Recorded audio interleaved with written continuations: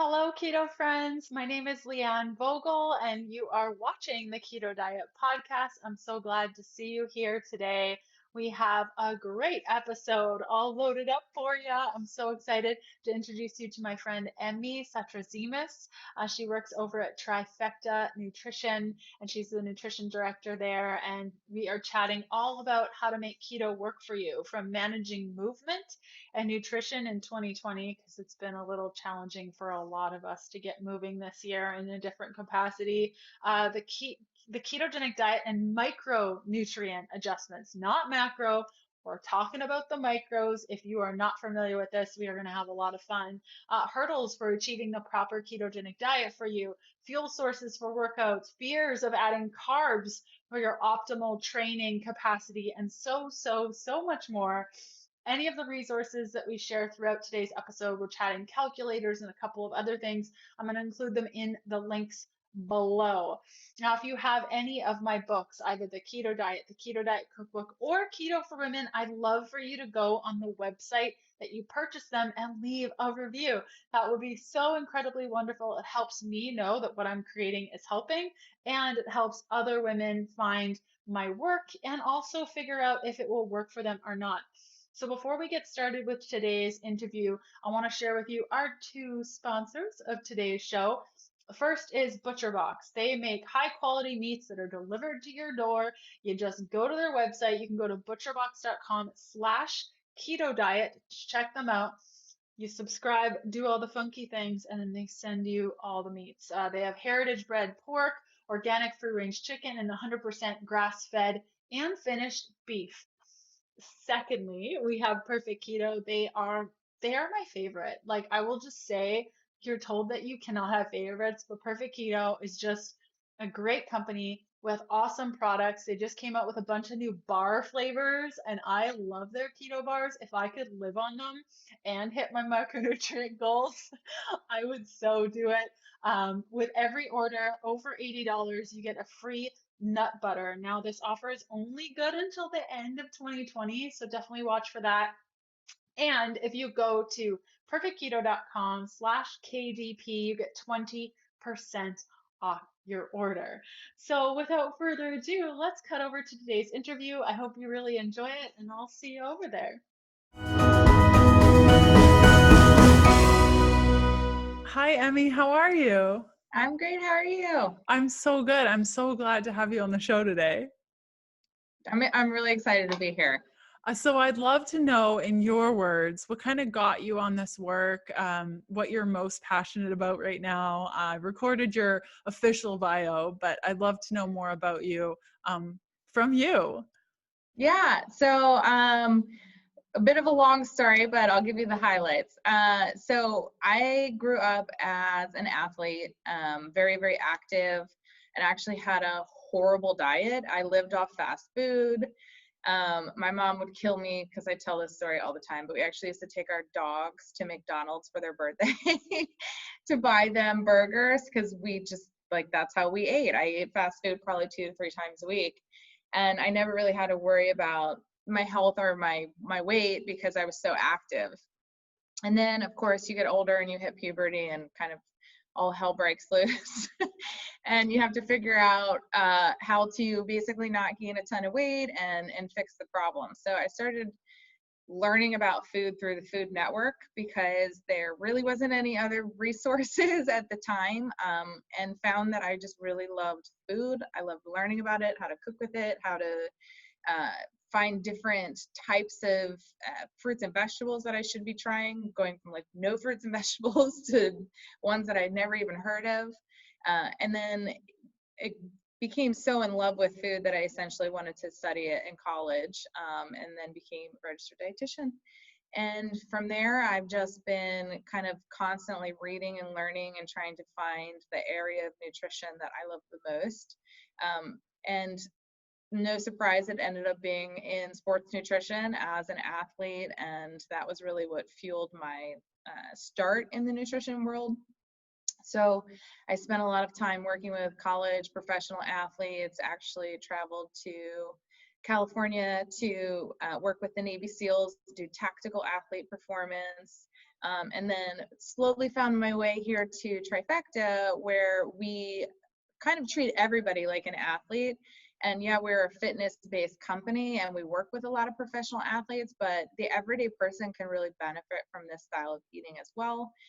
So here I'm creating basically a bunch of tools and resources and content for people to kind of tap into that knowledge and figure out how they can build themselves as their own well-rounded athlete through nutrition, fitness, mindset, all of the different areas of health that come into play. Beautiful introduction. And I'd love to know, 2020 has been challenging for many of us. And I feel like the area of nutrition and working out and going to the gym, everything's changed. How has that influenced your personal approach to movement and nutrition, and also at Trifecta and with the people that you meet with? Yeah, 2020 has thrown a grenade into our habits. And for some people, it is kind of opened up this window to build good habits and kind of start fresh. And some people have gotten some really great things out of it. And then there's others who have been in these routines for so long that now everything's kind of just gone haywire. I've kind of straddled both. I am a very avid lifter and was very obsessed with my gym routine. And when all of this happened, I went from gym lifting every day to no gym and not being able to buy a single piece of weight online. So I had to re-strategize how I was working out, which actually ended up being one of the most rewarding and fun things I've ever done, because I learned how to use my body and get creative with strength training. I challenged myself to not only maintain my muscle, but potentially put on a little bit of muscle without actually lifting weights. So we did exercise bands, I got weighted vests, we found whatever equipment we could, and now we're building like a full-blown gym in my garage, which is like the greatest thing that I could think came out of this.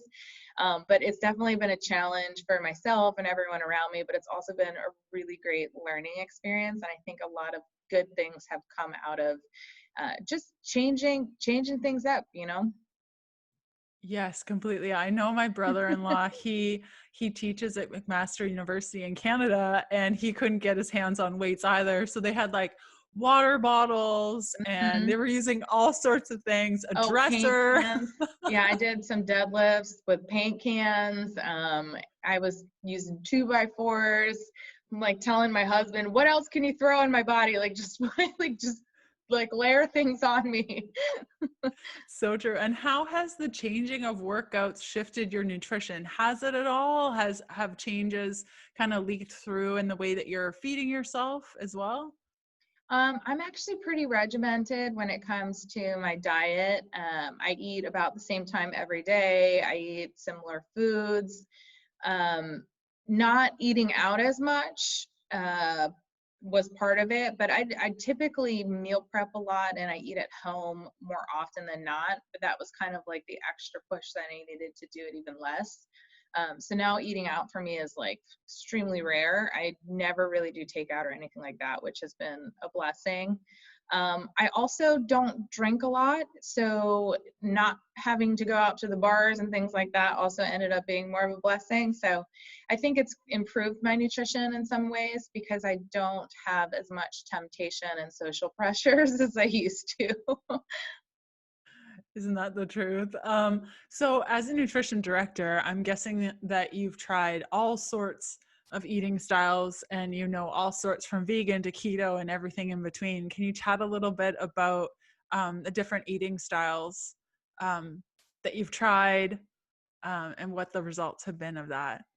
Yeah, pretty much anything that I coach people on, I've tried myself. I think it's important to kind of understand the pain points that people go through, whether it's trying to find a balanced meal or certain ingredients, or if you're eating out, you know, what is that experience like for people? Also, how hard is it to stick to this diet? And what does it feel like for me? And everybody's different, so I can't necessarily say, oh, that it's not anecdotal like that, where, oh, this happened for me, so this happens for everybody. But typically diets that are a little bit more restrictive, I have a harder time with. So it's always a good learning experience to pick up on all those pain points and be able to coach people through them and say, hey, you know, how you're feeling is totally normal. You know, how can we work on this relationship with food and make this experience a bit better for you? And what I find for myself is what I find for majority of the people I work with, and that's ultimately the best diet for you is going to be the one that you can stick to, which is the one with the type of foods that you enjoy eating. So if you don't enjoy the type of foods that you're eating, you're just not going to be successful on any diet.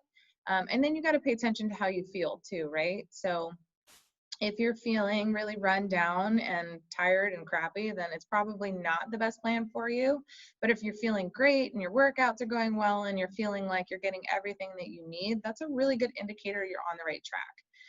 So while we don't have all of the answers when it comes to nutrition, we do know that we know the basics, and those are some good personal cues that you can tap into to say, hey, this is the right plan for me. But yeah, I've tried everything that you could probably think of. I've done fasting, I've done vegan, I've done vegetarian, I've done keto, I've done, actually the only one that I haven't done is the carnivore diet.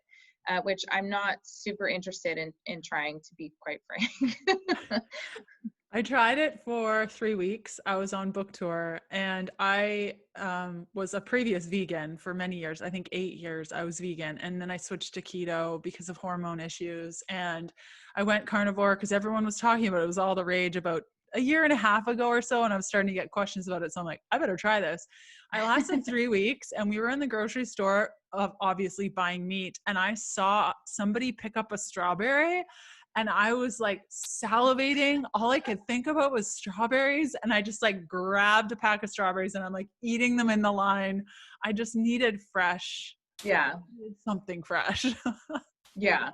Yeah. I don't think I could do it. And I have some questions about some of the claims behind it and how balanced of a diet or approach that actually is for a lot of people. That's probably the one that's really trendy right now that I definitely have not tried. It's so hard also, you know, as a professional in the space, you know a lot about the micronutrients, and not a lot of people talk about the absolute necessity of the micronutrient balance on a diet. Can you chat a little bit about that in relation to the ketogenic diet? Yeah, absolutely. So that's one thing that gets ignored on most diets, right? Most people are going on a diet for more quick results, which would be something like weight loss or muscle gain, or they're just trying to generally feel better. So a lot of those day-to-day results are really what drive a lot of our nutrition decisions. Micros or micronutrients, these are all the vitamins and minerals that your body needs to function. And yes, changing that up can absolutely impact your day-to-day well-being, but it's more of the long game when it comes to health. So this is working towards longevity, right? Reducing your risk of chronic disease, making sure that your body is thriving, because the better it thrives and the more consistently you're thriving over a longer period of time, the longer and healthier your life is going to be. So micronutrients are pretty important, and it can be a real challenge to get enough, especially when you're on a diet that is restricting certain food groups, or you start to cut things out. That balance becomes even more challenging. So I'm always encouraging people to track their nutrition and use an app. Like we have a Trifecta app that actually breaks down your nutrient intake, so you can see not just your macros, but also all the vitamin minerals that you're getting and where you maybe have gaps. On keto in particular, so majority of the most nutrient dense foods are plants. And plants also happen to be where all of your carbohydrates come from, because carbs come from everything that grows out of the ground.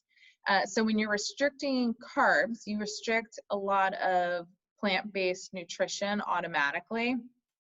So on keto, if you're not paying attention to like net carbs or choosing non-starchy low-carb vegetables, you're missing out on a lot of nutrition. If you're just heavily focused on hitting the protein, carb, and fat macros, you're going to be kind of doing yourself a disservice in the long run. So getting the right balance and figuring out how to make that math work can be tricky. which is why I was so excited when we launched a keto meal plan with Trifecta, because we got to do a lot of that work and developing those recipes and trying to make that plan not just macro balanced but nutritionally balanced was a bit of a challenge, and to do it for like a full day's menu as well. So I thought that was a great learning experience to kind of see what people are going through in their own lives trying to make this work, and especially if you're not tracking and measuring everything, how challenging that can be. But micronutrients are pretty essential, and they are always overlooked. Always, always. Yeah. I've just started paying attention to how much iron I'm consuming. I got a test back, a couple of tests, like it's been a problem for a while, but recently my doctor was like, we really need to look at your iron. And as somebody who's been fasting for the last 6 years, you know, maybe I have 2 meals a day. Oftentimes I'm doing the 1 meal a day, OMAD style, where it's just not possible to get all that your body needs in 1 meal a day. And people will fight me tooth and nail on this, but like I can't put enough food in my body and also process it properly when I'm so stuffed I can't move. And it is very difficult to hit the amount of iron one needs in 1 to 2 meals. Like even 3 meals, sometimes it's challenging for me to get enough. Yeah. The other thing too, if you're like limiting the amount of times that you're eating, a lot of people don't realize that there's micronutrient interactions. So if you are trying to get all of your nutrition in like 1 multivitamin or 1 meal or 1 or 2 meals, certain vitamins and minerals actually can inhibit the absorption of other ones. For example, if you are drinking a lot of milk or you're getting a lot of calcium in your diet, that actually interferes with your absorption of iron and zinc. So if you're trying to get it all in one shot, it doesn't necessarily work that well. So it gets really tricky when you get to like the nitty gritty of it. But ultimately, the more variety that you're adding into your diet, the more of those nutrient dense foods that you're looking for, and the more opportunities that you're giving your body to absorb that nutrition, the better off you're going to be in the long run. And then always, you can look to multivitamins and nutrition supplements. They're fairly safe. If you're looking for, you know, a good reputable brand, those can always be a nice way to supplement some of that nutrition and kind of help you out. Yeah, it's so true. I know with myself, vitamin D, I just can't eat enough as somebody who's allergic to a lot of the foods that vitamin D is in. And, you know, I get enough sun, but it's still not enough. So vitamin D is something that I just have to supplement with, even though I'm in one of the sunniest places, it just doesn't work out. So it's good to know your body and what you need. Let's chat a little bit about the keto challenges. You know, you were chatting a little bit about the individuality, you know, just because it works for one body doesn't mean it's going to work for another body. We chat a little bit about that delicate balance, because it really is, you know, what's going to work for me isn't going to work for you. Maybe 6 meals a day is quite a lot. Maybe like 4 is good, 3 is maybe good, 1 might not be so great. Can we chat about the challenges that one has in maintaining the ketogenic diet long term? Yeah. To the kind of speak to the how many meals a day too, because that's always like one of the top questions that people have. Pick a routine or pick a pattern that works for you.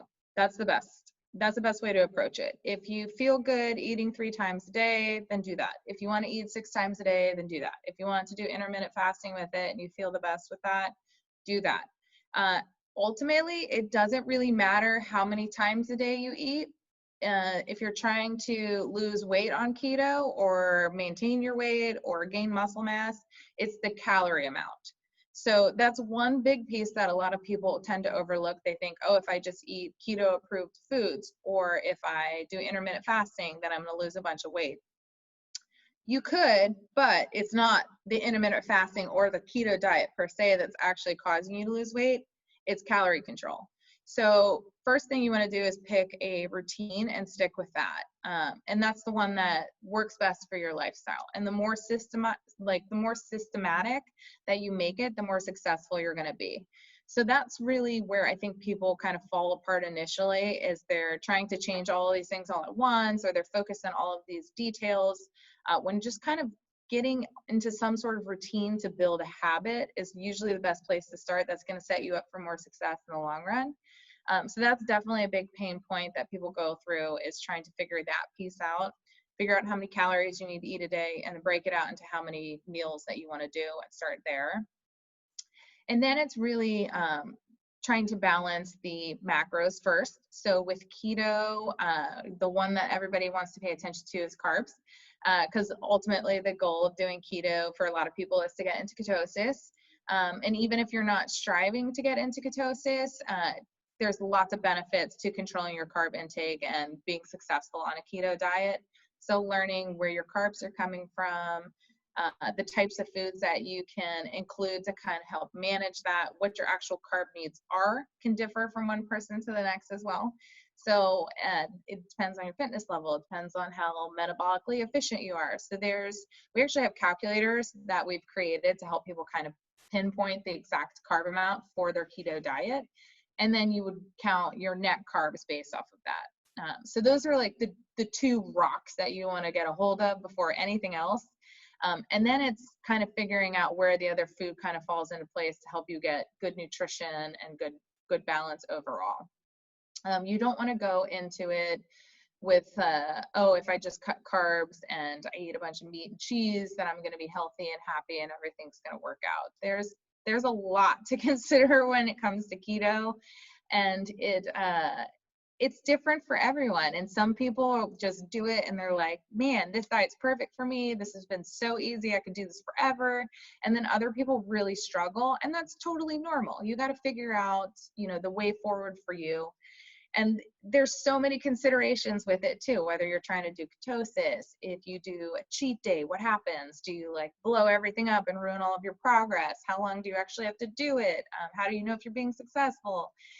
So again, it's pick a routine, start to build a habit, do the best that you can, focus on the big things first, and then always, always, always pay attention to how you feel. And then that's going to really help kind of guide a lot of your decisions as you move forward. But I mean, we could dig into a whole host of complications with keto, because I mean, there's so many things that come up for so many people that can be a real challenge. And then other people are like, hey, this is the greatest thing I've ever done. Yeah, totally. My husband is one of those people. He goes on keto and he's like, I feel fantastic. I have to make no changes. It's so true. And do you feel that the dedication to self is required more so on the ketogenic diet than, say, a paleo diet?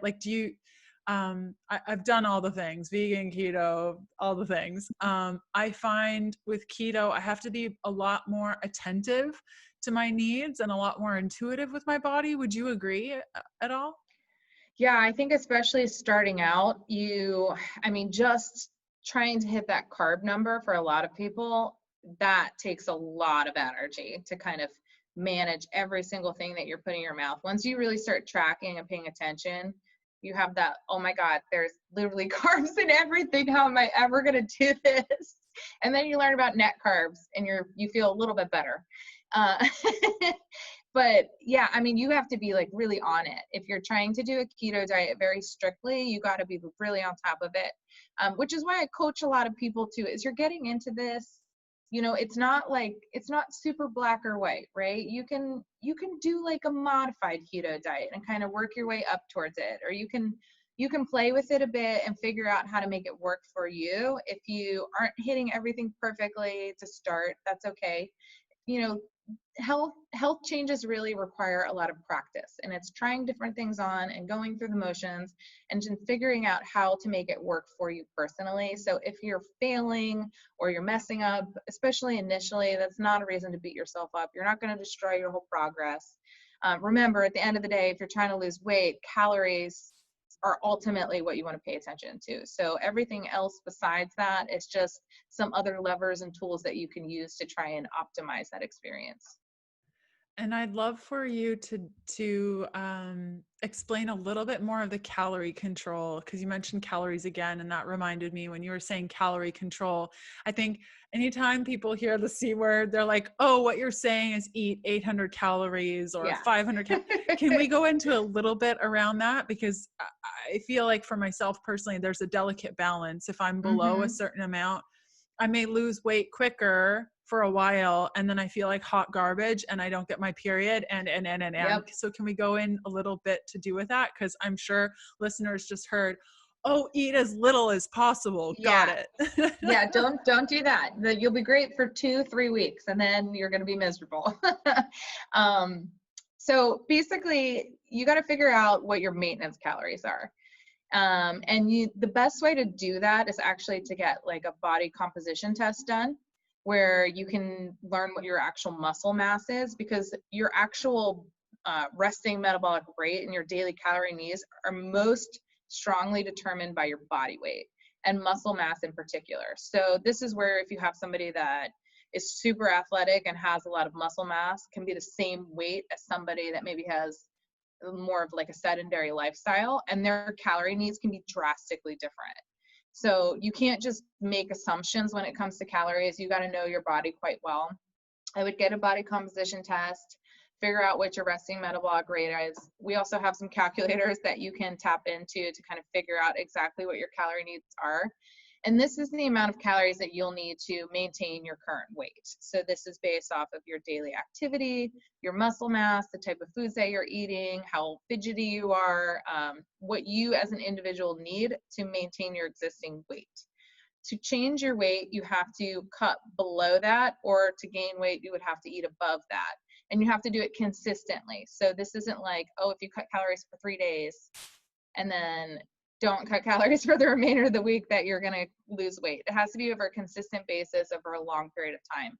And that's where people really struggle. And how much are you supposed to cut, right? So if you're new to dieting, you don't want to cut a lot. I typically recommend no more than like a 20% cut for like sustainable weight loss that doesn't end up making you hit a wall and feel terrible down the road. If you're new to dieting, I would do even less. I would do like honestly like a 5 to 10% cut for like a few weeks, see how you feel, get used to the concept of counting calories, get used to kind of easing into it, and then you can ramp it up as you feel better. And there's going to be so much fluctuation in like water weight, and the scale is going to be all over the place for a while, and that's all completely normal. But it's the consistent calorie control. So cutting your calories 10 to 20% on a consistent basis, which means every week your average calorie intake is below your maintenance, and you keep doing that week after week after week after week, and you're going to start seeing results. And staying in that sweet spot of 10 to 20% is going to help you cut mostly fat. You're going to lose weight at a healthy pace, versus like, okay, I'm going to cut 50% because I want to lose weight as fast as possible. You're going to be pretty miserable. Your appetite, your hormones, your mood, your blood sugar, everything is just going to start to go haywire and kind of work against you, where it's going to feel like, one, you're starving, you're going to be cranky, you're going to be at a huge disadvantage in being able to stick to that so that you can actually get results, and you'll probably end up hurting your progress in the long run because you just can't maintain it. So you want to be in this comfortable spot where you are cutting, but you're not starving yourself. And that's really where you're going to start losing fat. That's really where you're going to start seeing significant change, but it takes a little bit of time. And that's where we hang ourselves up, is because we want everything to happen really quickly. Completely. And those harsh reactions that we jump on the scale and our weight's gone up 2 pounds, let's say it's day 2 of our cycle. And so that could be definitely be why. Oh, yeah. And then we're like freaking out, like, oh my gosh, I have to lower my calories. My macros aren't working. And so I always recommend, like, you have to just be patient. Yes. And not make those quick reactions to jumping on the scale. Everything is ruined. What I'm doing isn't working. It really takes some time. And that's what I hear you saying also. Yeah. And I'm a huge fan of tracking to kind of give you that information, right? Because otherwise you're just guessing. So if you're tracking everything you eat and drink, then you know how much you're actually getting every day. And like in the Trifecta app, you can actually see your weekly calorie average. So you can go in and say, on a weekly basis, I am below my maintenance calories.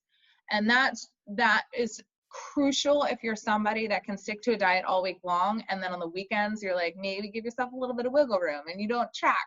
You could be doing more harm than you actually realize, or you could also be under eating. But it's a good way to kind of say, how consistent am I being overall?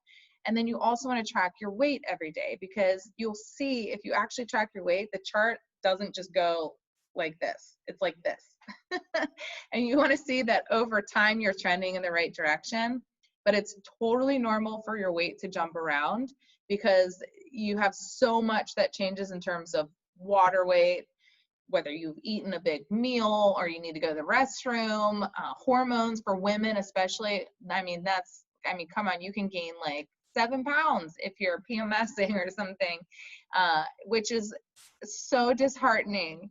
But it doesn't mean that you're gaining fat or that you're destroying your progress. You just got to learn how to find those fluctuations and figure out your body and how to tell if you're on the right track. And tracking is ultimately the best way to do that. Completely. I would love to kind of end our session today by chatting a little bit about how to meld all of this together with training and the different types of training. I know that we're going to link it up into the show notes, post that you did on the different types of fuel sources on keto and the different types of training. I'd love to, just because I get this question all the time. I'm doing high intensity interval training.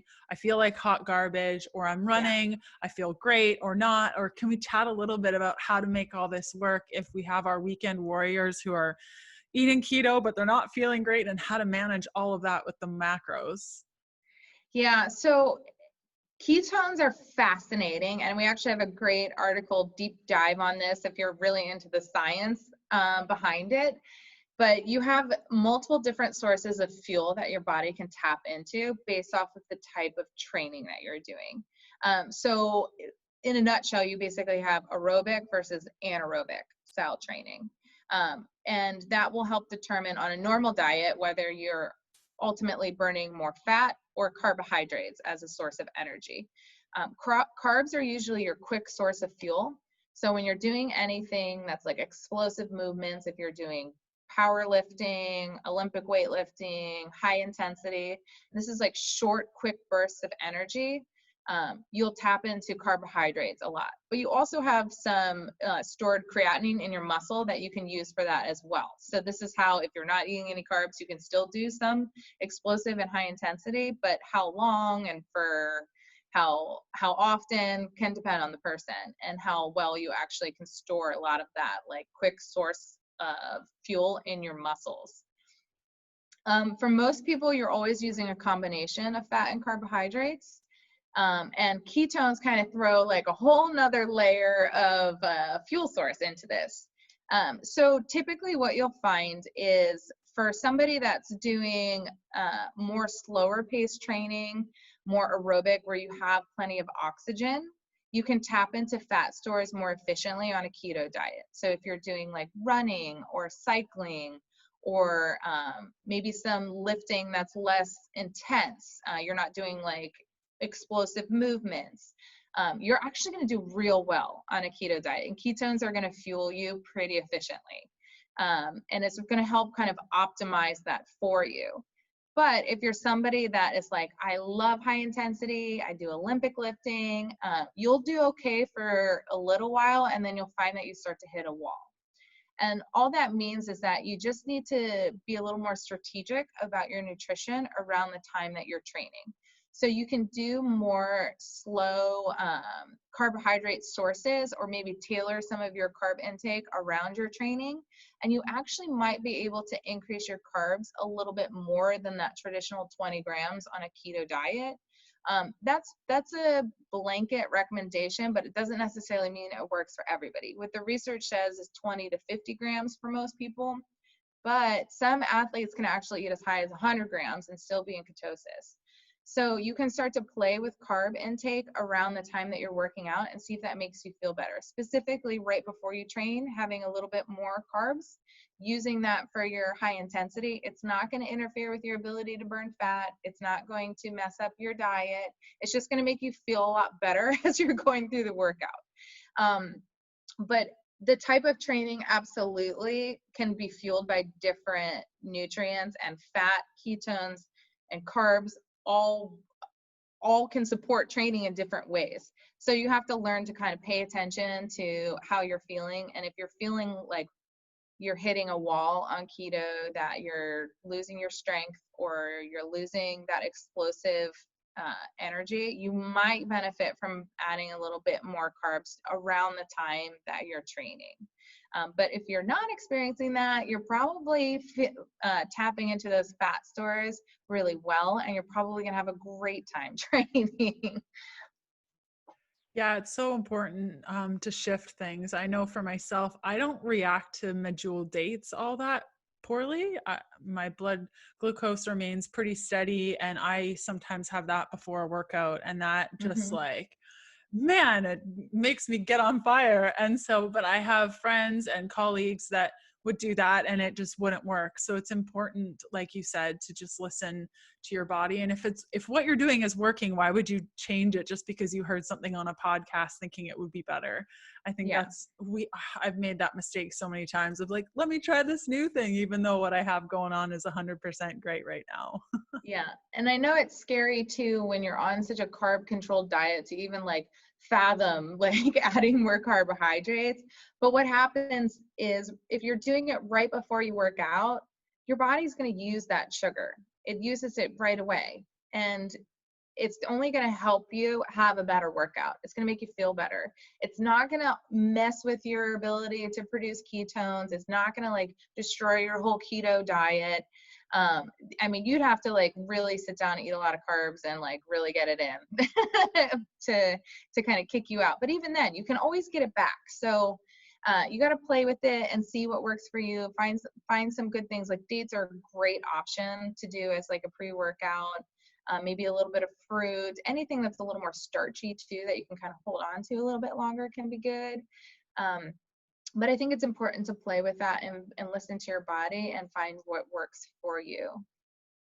I think what you pointed to, Emmy, too, of saying it's not like you're going to start all over again. I try to explain that to my clients. You know, that game Chutes and Ladders, we call it Snakes and Ladders in Canada. And it's not like there's this one chute at the very end or in the middle that takes you right back to the beginning. It's not like that. You know, if you're building up this metabolic state of keto, you're also becoming metabolically flexible. That's part of the benefits of following a ketogenic diet. So I think a lot of people get stuck in, but I have to eat 20 grams of carbs. Otherwise, everything that I've done over the last month, 3 months, 6 months, a year, 5 years, 6 years is just going to go away like that if I start eating carbs in. Yeah. I mean, when you're on like a high carb diet for so long, you're not very metabolically efficient. It's that like period and that pain that you have to go through to learn to tap into fat stores or to utilize ketones as a source of energy. Once you've gotten your body to figure out how to do that, it becomes a lot easier. So you're basically training your body to be more metabolically efficient, to tap into different stores of energy. So adding carbs back in is not going to reverse all of that hard work that you've done. It's also not going to destroy your diet. Remember, you have to think about your goals. And if you're trying to lose weight, ultimately calories is what you want to focus on. But it's okay to change things up a bit and do a couple different like carb sources here or there if it's making you feel better. It's going to make your experience on the diet so much better in the long run. And if you're really into fitness, I mean, there's nothing worse than feeling like crap when you're trying to get a good workout in. And if you really enjoy working out, it's worth it to try and optimize that a little bit more for yourself. Yeah, you're completely right. I know when I first started keto, I was really, really into like very intense hot yoga, and I would go twice a day. And about at day, I don't know, 20, 21, I started to not be able to feel my legs. Like they were tingling so much, and I wasn't supplementing with electrolytes, and it was just all bad. And I thought, okay, well, then I'll just give up yoga and try something else. And I'm like, no, no, no, no, no, no, no. Just need to shift things. So yeah, Yeah. thank you so much for bringing that up. Where can people learn more from you? Where can they connect? We'll include all of this information in our show notes as well. Yeah, we actually have a ton of resources on keto on our blog. So if you go to trifectanutrition.com/blog, there is tons of keto information. We have calculators. We talk about protein and carbs on keto. We have calculators for those to help you figure out exactly how many grams of macros that you need. We've got some good calorie calculators. And then we've got some great resources too around things like, if you cheat on keto, what does that do to your progress? What are the best cheat meals for keto?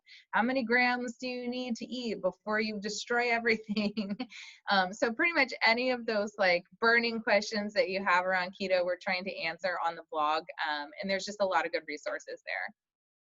Emmy, thank you so much for coming on the show today. This was a blast. Yeah, it was so nice to meet you. I love chatting about keto. It's always a fun one.